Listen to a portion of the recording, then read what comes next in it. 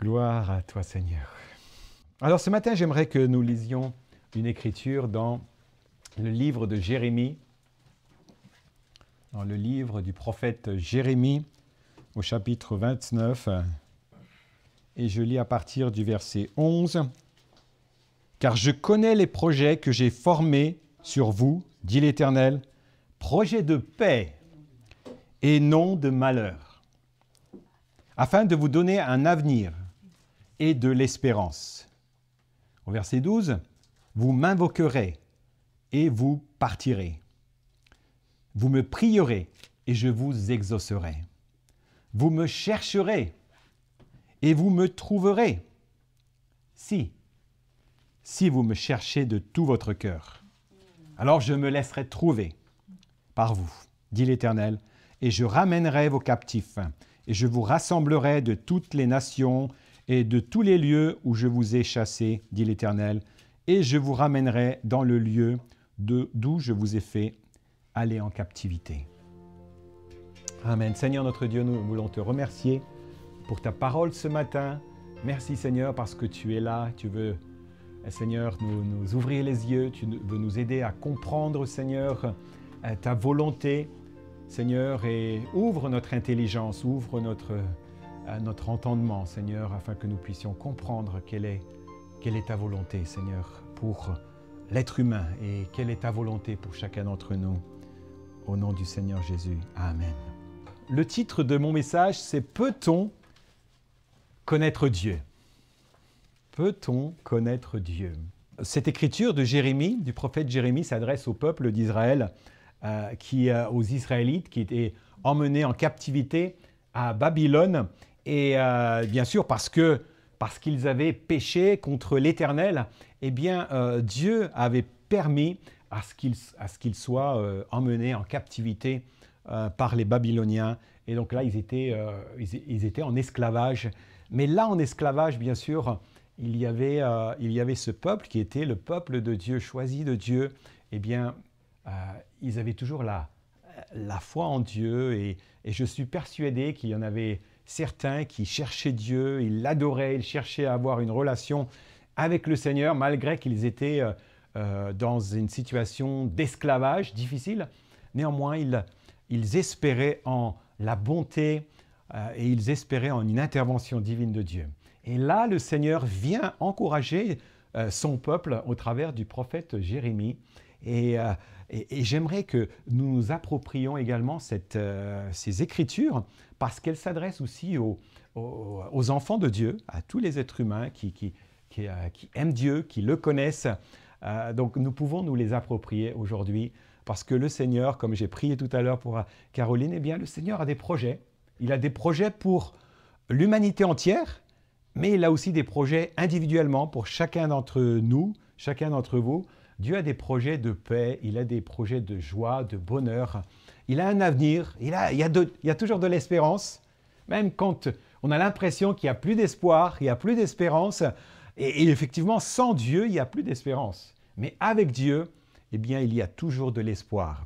Donc j'aimerais vraiment vous encourager à croire qu'avec le Seigneur, bien sûr, tout peut arriver. Le Seigneur peut changer les circonstances pour que là où il n'y avait pas d'issue, là où il n'y avait pas de chemin, eh bien pour que d'un seul coup, il y ait un chemin, une voie empruntée. C'est le miracle de Dieu. C'est vraiment la capacité de notre Dieu. Donc, ce matin, j'aimerais pouvoir répondre à cette question. Peut-on connaître Dieu? Bien sûr, vous connaissez certainement la réponse. Mais avant de répondre à cette question, eh bien, une des questions qui serait bien de poser, c'est d'où vient l'univers? Depuis quand existe l'univers? Il ne peut y avoir qu'une seule explication à cette question sur 3 quant à l'existence de l'univers. Il n'y en a que 3 possibles. Notez-les bien. Alors la première, c'est soit l'univers a toujours existé. Il est là, il a toujours existé. C'est comme ça. Soit l'univers est venu à l'existence par lui-même. Il s'est créé lui-même, tout seul. Et troisième possibilité, soit c'est Dieu qui l'a créé. 3 éventualités. 3 possibilités. Et vous savez que accepter l'une de ces 3 possibilités, eh bien, nécessite une foi qui surpasse toutes les preuves scientifiques. N'est-ce pas? On n'a pas de preuves scientifiques. Nous n'avons pas de preuves scientifiques à cette question. D'où vient l'univers? Néanmoins, accepter l'une de ces 3 éventualités, eh bien, ça nécessite une foi qui surpasse toutes les preuves scientifiques. Et vous savez que l'objectif de la science n'est pas le même que l'objectif de la foi.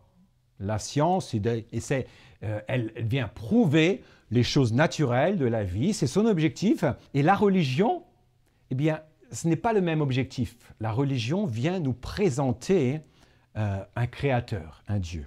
Pour beaucoup de personnes, dont j'en fais partie, et probablement vous en faites la plupart partie, eh bien, la croyance en un créateur, la croyance en un créateur intelligent, omnipotent, un créateur éternel est plus probable, plus admissible que la croyance en un univers éternel qui a toujours existé, en un univers qui s'est créé par lui-même d'une manière inexplicable.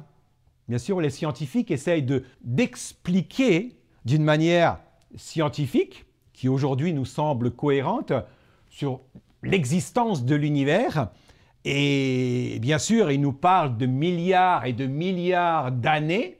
Alors, je ne sais pas s'ils étaient là-bas, ce qu'ils étaient, mais moi, quand j'entends des milliards d'années, je me dis, waouh, il faut avoir beaucoup de foi pour croire ça. Hein. Dans tous les cas de figure, croire l'une de ces 3 possibilités nécessite d'avoir une grande foi. Quand je parle de ça, j'aime bien, de l'existence de l'univers, j'aime bien prendre l'exemple du dictionnaire Larousse. Je ne sais pas si vous connaissez cette théorie du dictionnaire Larousse. Cette théorie dit que on a pris un grand nombre de lettres de l'alphabet, et ces lettres de l'alphabet, on les a prises et on les a jetées en l'air, et une fois que ces lettres sont tombées, eh bien, elles ont formé le dictionnaire Larousse. C'est ainsi qu'est né le premier dictionnaire Larousse. Vous y croyez? C'est difficile, on dirait c'est absurde de croire ça. C'est une folie. Pourtant, il y a beaucoup de gens qui croient ce genre de choses, et notamment en ce qui concerne l'univers, l'apparition de l'univers. Eh bien, l'univers, il s'est créé tout seul, par lui-même. Il est venu à l'existence d'une manière au hasard. Est-ce que vous pouvez croire que le dictionnaire s'est créé lui-même, tout seul, par un concours de circonstances, de lettres? Les lettres se sont mises d'une manière inexplicable, l'une derrière l'autre, et ont formé ce dictionnaire Larousse. Et j'aime bien prendre l'exemple aussi de la montre.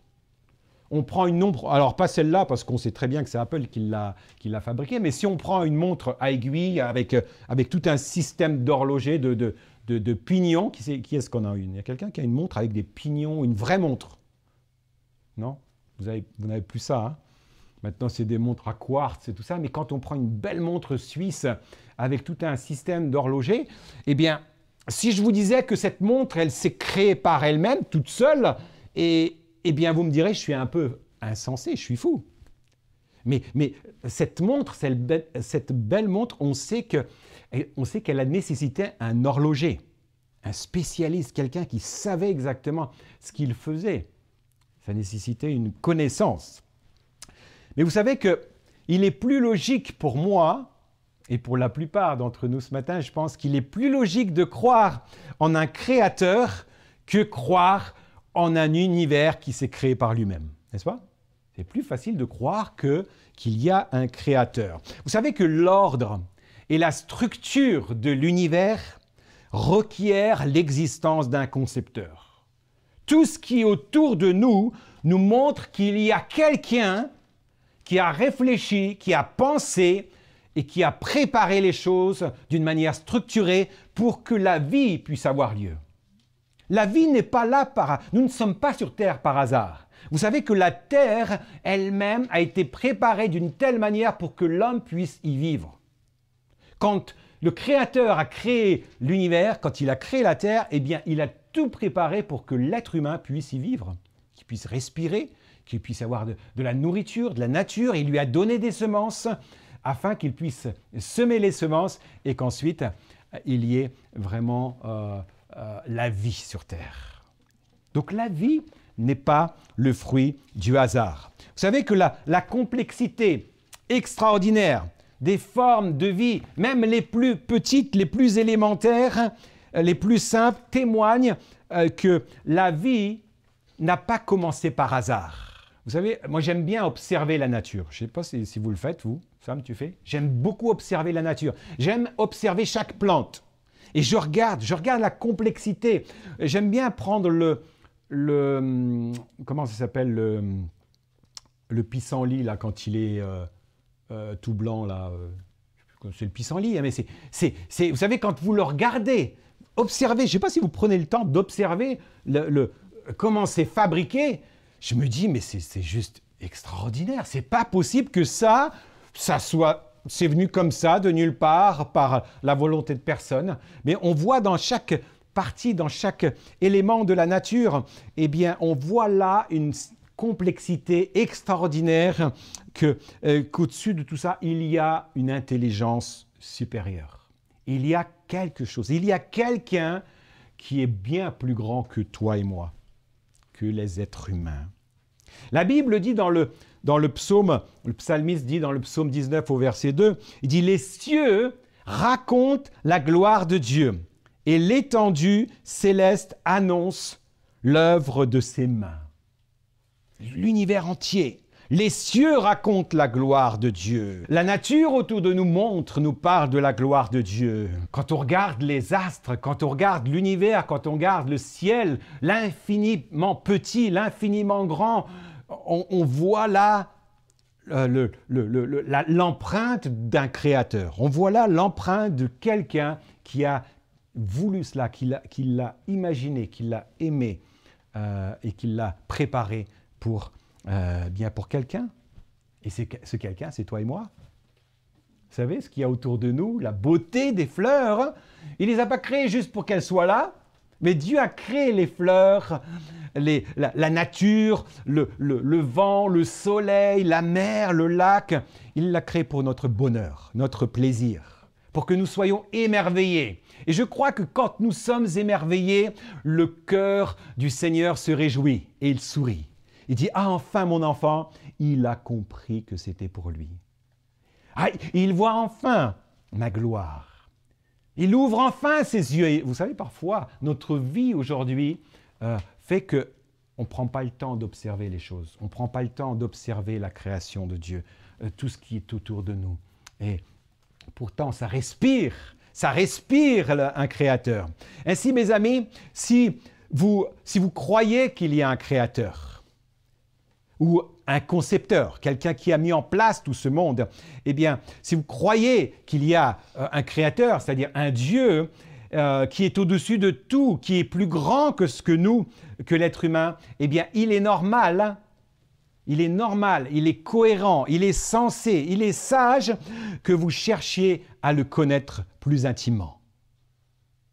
C'est important. Si on croit, on a du mal à croire que le monde, c'est le hasard, c'est une farce, que l'univers a toujours existé, qu'il n'y a pas de concepteur, c'est le hasard des choses. Si tu as du mal à croire cela, mais si tu crois qu'il y a un concepteur, eh bien, il est sage de le chercher, de commencer à le chercher. Alors pourquoi est-ce qu'il est important de le chercher? Eh bien, moi, je vais vous dire quelques raisons pour lesquelles il est important de les chercher. Vous savez, le connaître va bouleverser, va révolutionner votre vie. Ça révolutionne la vie de l'être humain. Le connaître, eh bien, va influencer nos priorités.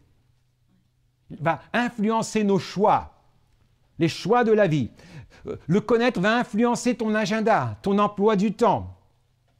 Cela va changer même ta manière de vivre. Le connaître, ça change mes priorités et ça change aussi ma conception de la vie. Ça va influencer aussi mes pensées. Quelles sont les pensées que je vais entretenir? C'est pourquoi c'est important de le chercher.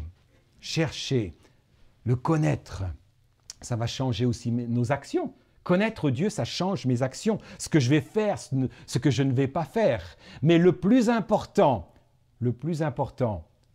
c'est que quand je vais connaître ce Créateur, quand je vais développer une relation avec lui, eh bien ça va influencer obligatoirement mon destin, ma destinée. Connaître Dieu influence notre destinée. Alors si vous ne le connaissez pas, eh bien j'aimerais vous encourager à le chercher. À le chercher. Ne soyez pas tranquille tant que vous ne l'avez pas trouvé. Et vous savez que l'une des plus extraordinaires découvertes, et celle que j'ai faite aussi, lorsqu'on cherche Dieu, vous savez ce qu'on découvre? Quand on cherche Dieu, on découvre que Dieu a pris l'initiative de se révéler. C'est Dieu, ce Créateur, il a pris l'initiative pour se révéler. Et nous verrons plus loin dans les études que ce Dieu, ce Créateur, eh bien, s'est révélé à nous de différentes manières. Nous verrons qu'il s'est révélé dans la création, dans tout ce qu'il a créé. Nous voyons là la gloire de Dieu, nous voyons là la présence d'un Créateur. Mais il s'est révélé aussi d'une manière personnelle, d'une manière particulière. Et vous savez que Dieu ne peut être connu que s'il se révèle, que s'il se dévoile. Si Dieu ne se dévoilait pas, l'homme ne pourrait pas le connaître. Vous savez, l'homme a beau imaginer un Dieu, il a beau imaginer un être supérieur, concevoir un être supérieur. L'homme cherche à se représenter l'objet de son culte, d'adoration. Et vous savez, ce sont souvent des imaginations de l'esprit. Ce sont souvent des suppositions, des théories. Si l'on ne tient pas compte du fait que Dieu a pris l'initiative, que Dieu s'est révélé lui-même, que Dieu a pris l'initiative, eh bien cela n'est que des suppositions. Et vous savez qu'il y a beaucoup de penseurs, des grands penseurs qui proposent différentes conceptions de Dieu. Vous avez certainement entendu. Ils imaginent un Dieu à leur manière. Ils attribuent souvent à leur Dieu des vertus qu'ils apprécient. À l'inverse, eh bien, ils refusent celles qui ne leur conviennent pas, celles qui les dérangent. Ces penseurs-là, eh bien, refusent certains attributs de Dieu tels que la sainteté, tels que la sévérité. Ils pensent que tout le monde ira au paradis. Excusez-moi, laissez-moi vous dire que tout le monde n'ira pas au paradis. Parce que Dieu est bon, Dieu est plein d'amour, mais sa parole, nous verrons plus tard que Dieu nous a consigné aussi sa parole dans un livre. Eh bien, nous voyons que tous n'iront pas au paradis et que l'homme doit accepter le plan de Dieu. Donc certains, ils imaginent leur Dieu à leur manière en refusant certains aspects de son caractère. Pourtant, Dieu est bon, Dieu est saint, Dieu est omnipotent, Dieu est juste, Dieu est plein d'amour, mais Dieu aussi fera justice. Un jour, Dieu fera justice. Alors, sur quoi se basent-ils ces grands penseurs pour formuler leur idée de Dieu? C'est souvent sur des spéculations, des hypothèses. Mais comment peuvent-ils savoir qu'il y a un tel Dieu s'il ne se révèle pas? Ce n'est qu'une imagination. En fait, nous ne pouvons rien savoir sur Dieu s'il ne se révèle pas. C'est très important de comprendre ça. Si Dieu ne se révèle pas, bien l'homme, il va imaginer un tas de choses, mais qui seront carrément à côté de la plaque. Donc il a besoin de connaître, l'homme a besoin de connaître ce Dieu qui s'est révélé. Certains vous diront, mais Dieu est mort. Dieu n'existe pas. Comment nous, vous et moi, comment nous qui sommes des créatures mortelles, limitées, vous savez, comparées aux millions d'années, les 70 ans, c'est rien. C'est une goutte d'eau, c'est une seconde. C'est même une fraction de seconde. Comment nous qui vivons juste une fraction de seconde, pouvons-nous déclarer que Dieu n'existe pas? Comment c'est possible? Comment pouvons-nous déclarer, nous qui sommes limités par l'espace, par le temps? Nous sommes fatigués, nous avons besoin de nous reposer. Nous sommes très vite fatigués, vous avez remarqué. On a besoin de travailler, après 8 heures de boulot, on a envie de rentrer à la maison parce qu'on est fatigué déjà. Ah, mais Dieu n'existe pas. Mais attends, qui tu es? La Bible dit que c'est juste insensé de dire qu'il n'y a pas de Dieu. Vous savez, lorsque j'essaye, je m'amuse souvent avec Laïka, ma chienne, et lorsque j'essaye d'expliquer quelque chose à ma chienne, eh bien vous savez qu'elle est très attentive. Elle écoute, elle me fixe dans les yeux et elle essaye de toutes ses forces de me comprendre. Et elle me regarde et elle bouge la queue et je me dis elle a compris. Parfois elle a compris, mais parfois elle est à côté de la plaque. Hein. Parfois elle est à côté de la plaque. Vous savez, Laïka, Dieu a créé, le Créateur l'a créé d'une certaine manière, eh bien, elle a des limites que nous n'avons pas. Elle est limitée par la parole. J'aimerais qu'elle puisse me dire au moins un mot. Des fois, je lui apprends des mots, mais elle a du mal à sortir un mot. Elle arrive juste à faire « waouh, waouh ». Mais elle n'a pas reçu ce don du Créateur. Mais l'homme, eh bien, a reçu des dons supérieurs. Mais néanmoins, l'homme n'a pas reçu tous les dons, toute la connaissance. Seulement la connaissance que Dieu a estimée qu'elle était nécessaire pour sa vie. Et vous savez, la Bible dit que Dieu a mis dans le cœur de l'homme la pensée de l'éternité. Laïka, elle ne s'inquiète pas le fait qu'elle vieillit, qu'elle va bientôt mourir. Elle ne s'inquiète pas, elle va mourir en paix et elle va mourir. Non, mais les humains, hein, ils ne veulent pas mourir, ils veulent vivre éternellement. C'est pour ça qu'aujourd'hui, ils cherchent par tous les moyens de trouver une manière de vivre, de prolonger la vie, d'être immortel. Non, mais l'homme a été créé immortel, mais le péché est venu séparer l'homme de Dieu et la mort est venue. C'est pourquoi bien l'homme va mourir, que vous le vouliez ou pas, vous allez mourir. Mais la Bible nous parle, Dieu nous parle d'une vie éternelle. Donc c'est rassurant pour ceux qui croient qu'il y a un Créateur, ceux qui cherchent à le connaître, eh bien, peuvent trouver en lui des réponses que la société ne nous donne pas. Donc la plus grande découverte, c'est de découvrir que Dieu a pris l'initiative. Dieu a pris le premier l'initiative. C'est pas parce que les hommes ont cherché longtemps qu'ils ont découvert que Dieu existait, qu'il y avait un Créateur. Non, pas du tout. Pas du tout. L'homme peut rentrer en contact avec Dieu, peut connaître Dieu parce que Dieu s'est révélé en premier. Voilà.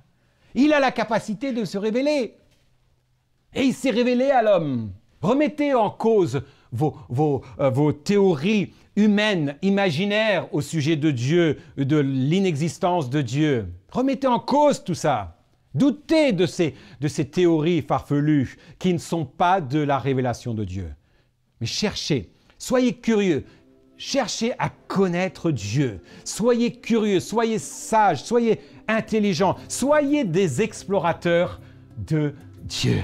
Cherchez Dieu jusqu'à ce que vous l'ayez trouvé. Soyez comme ces explorateurs de l'or d'Australie. Je ne sais pas si vous avez déjà regardé à la télévision, des fois il y a des explorateurs, ils cherchent de l'or, ils vont trouver une petite graine, une petite poussière d'or, ils vont être contents, ils ont bougé un tas de tonnes de gravats, mais ils ont trouvé un gramme d'or, ils sont heureux, mais ils cherchent, et j'aimerais vous encourager à chercher Dieu. Ça vaut la peine de le chercher. Et la Bible dit, par le prophète Ésaïe, dans Ésaïe chapitre 55, versets 6 et 7, « Cherchez l'Éternel, c'est-à-dire Dieu, pendant qu'il se trouve. Invoquez-le tandis qu'il est prêt, que le méchant abandonne sa voie et l'homme d'iniquité ses pensées, qu'il retourne à l'Éternel qui aura pitié de lui, à notre Dieu qui ne se lasse pas de pardonner. » Cherchons l'Éternel, cherchons Dieu pendant qu'il se trouve. Tant que nous avons encore le temps, cherchons l'Éternel. Et le Seigneur Jésus dira dans le Nouveau Testament, « Et moi je vous dis, demandez et l'on vous donnera. » Luc 11, 9 à 10. « Cherchez et vous trouverez. Frappez et l'on vous ouvrira. Car quiconque demande reçoit, celui qui cherche trouve, et l'on ouvre à celui qui frappe. » Alors comment chercher, mes amis ? Comment chercher intelligemment? Intellectuellement, oui, c'est bien, mais ce n'est pas assez intellectuellement. Ce n'est pas assez pour le trouver. Pour le trouver, je ne peux pas rester juste sur le chercher intellectuellement. Il y a beaucoup de gens qui qui ont lu la Bible, qui ont lu les Écritures, juste intellectuellement pour s'informer. Et si bien qu'ils ne le trouvent pas, ils ne l'ont pas trouvé personnellement. Pour trouver Dieu, pour trouver le Créateur, pour comprendre le sens de la vie, eh bien j'ai besoin de chercher sincèrement, mais pas uniquement intellectuellement. Et il y a une condition dont les Écritures saintes nous donnent pour trouver Dieu. Et Dieu dit au peuple d'Israël, nous l'avons lu tout à l'heure dans Jérémie, il dit « Vous me chercherez et vous me trouverez si vous me cherchez, comment? De tout votre cœur. Je me laisserai trouver par vous. » Vous voyez que Dieu veut se laisser trouver par l'humain, par l'être humain. Et vous savez que celui qui cherche Dieu, sincèrement, Dieu va se laisser trouver. Alors quelque part, Dieu peut-être se cache. Oui. Dieu s'est éloigné de l'homme à cause du péché. Mais lorsque l'homme sincèrement se tourne vers Dieu, et il veut le connaître, il veut le rencontrer, et si l'homme réalise que Dieu a pris l'initiative de se faire connaître, et s'il cherche humblement, eh bien, l'homme va trouver Dieu. Eh bien, Dieu dit de chercher de tout votre cœur. Alors, qu'est-ce que cela signifie de tout votre cœur? Réfléchissons. Nous y mettons toute notre énergie, toute notre force, toute notre concentration, notre attention. C'est ça, chercher Dieu. Mon attention, ma concentration, comme les chercheurs d'or. Ils mettent tout le paquet, ils prévoient des grands bulldozers, et ils y travaillent nuit et jour pour trouver un peu d'or. Mais celui qui cherche Dieu de tout son cœur, qui met toute son énergie, tout son cœur, eh bien, il va rencontrer Dieu. Il va rencontrer ce Créateur. Mais vous savez, toujours avec une attitude d'humilité. Cherchez Dieu dans l'humilité. Vous savez que nous sommes des êtres limités. Nous sommes des êtres mortels. Et un être mortel ne peut pas faire preuve d'orgueil parce que de toute manière, il va mourir un jour ou l'autre. Nous sommes des êtres limités.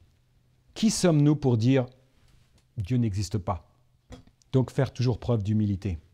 Et vous savez, le fait de trouver Dieu, de faire cette découverte de Dieu, eh bien ça va changer ma vie. Ça va changer ta vie. Alors cherche Dieu. Cherche à le rencontrer. Et vous savez, cette bonne nouvelle, eh bien, c'est que Dieu a pris l'initiative de se faire connaître. Quand on connaît Dieu, quand on rencontre Dieu, eh bien, cela vient résoudre et répondre à un grand nombre de nos questions. D'où vient la vie? D'où vient l'univers? Pourquoi je suis sur Terre? Il y a là une réponse à l'énigme de la vie. Mais l'homme qui rejette Dieu, l'homme qui rejette le fait qu'il y ait un concepteur, eh bien, reste dans un flou, dans une peur, dans une angoisse de la mort. Mais celui qui accepte que Dieu s'est révélé et que Dieu veut se faire connaître, eh bien là, eh bien, il naît de nouveau. Il y a une nouvelle joie, une nouvelle espérance.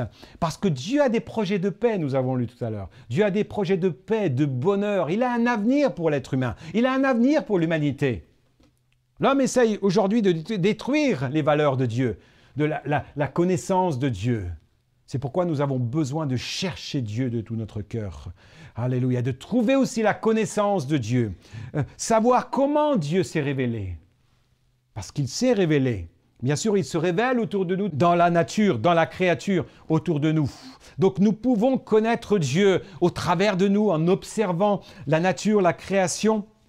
Mais nous pouvons connaître Dieu aussi en entrant en relation avec lui. Quand on connecte avec lui, quand on développe une communion avec lui. Et nous pouvons le connaître. Donc Romains au chapitre 1, verset 18.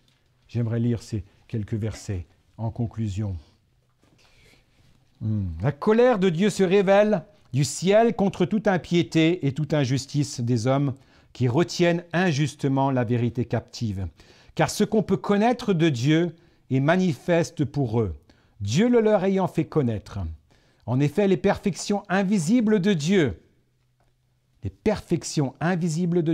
sa puissance éternelle et sa divinité se voient comme à l'œil nu, depuis la création du monde, quand on les considère dans ses ouvrages. Ils sont donc inexcusables, puisqu'ayant connu Dieu, ils ne l'ont point glorifié comme Dieu, et ne lui ont point rendu grâce, mais ils se sont égarés dans leurs pensées, et leur cœur sans intelligence a été plongé dans les ténèbres. Se vantant d'être sages, ils sont devenus fous et ils ont changé la gloire du Dieu incorruptible en image représentant l'homme corruptible, des oiseaux, des quadrupèdes et des reptiles. C'est pourquoi Dieu les a livrés à l'impureté selon les convoitises de leur cœur, en sorte qu'ils déshonorent eux-mêmes leur propre corps, eux qui ont changé la vérité de Dieu en mensonge et qui ont adoré et servi la créature au lieu du Créateur, qui est béni éternellement. Amen. La nature nous parle de la gloire de Dieu. Les hommes ont cherché à étouffer, à éteindre, à nous éloigner du Dieu créateur. Donc moi, j'aimerais vous encourager à chercher Dieu de tout votre cœur. Cherchez à connaître Dieu, cherchez à connaître, à savoir comment est-ce que Dieu s'est révélé. Bien sûr, il se révèle dans la nature, mais Dieu se révèle également dans les Écritures. Et nous verrons cela une autre fois concernant la révélation de Dieu. Mais n'oubliez surtout pas, pendant que vous êtes en train de chercher, n'oubliez pas d'y mettre votre cœur, toute votre énergie, toute votre concentration, afin de trouver Dieu. Prions un instant. Amen. Seigneur notre Dieu, merci parce que tu nous permets, tu nous donnes la capacité de croire qu'il y a un Créateur au-dessus de nous, que nous ne sommes pas le fruit du hasard, mais qu'il y a un concepteur, qu'il y a un horloger, qu'il y a un architecte au-dessus de toute la création qui est autour de nous. Seigneur Père, je sais que tu t'es révélé, tu as pris l'initiative, Seigneur, de te faire connaître par les hommes. Et aujourd'hui, les êtres humains qui te cherchent sincèrement, de tout leur cœur, dans l'humilité, eh bien, tu te laisses trouver par eux. Seigneur, merci parce que tu t'es laissé trouver par nous. Merci parce que nous pouvons aujourd'hui avoir une communication, une relation avec toi, Seigneur. Seigneur, tu es venu nous donner un sens à la vie. Seigneur, non, nous ne sommes pas là par hasard. Nous ne sommes pas sur la terre juste pour vivre et mourir et terminer notre vie. Mais Seigneur, tu as un avenir pour chaque être humain. Tu as un avenir pour chacun de tes enfants, tous ceux qui ont accepté, tous ceux qui auront réussi à rentrer en contact. Seigneur, tous ceux qui se seront repentis, qui auront accepté ton plan, Seigneur, qui auront accepté, Seigneur, ce message, cette bonne nouvelle que tu as pour l'humanité. Seigneur, merci. Merci pour chacun. Merci pour chacun qui est présent ce matin. Merci, Seigneur, pour tous ceux qui nous écoutent. Seigneur, tous ceux qui sincèrement cherchent un sens à leur vie. Et Seigneur, je sais que tu vas te laisser trouver parce que tu frappes à la porte du cœur humain. Et Seigneur, merci. Merci parce que tu as pris l'initiative de sauver l'humanité, de te révéler. Seigneur, reçois toute la gloire. L'adoration qui te revient, Père. Alléluia. Amen. Merci Seigneur. Merci Seigneur Jésus.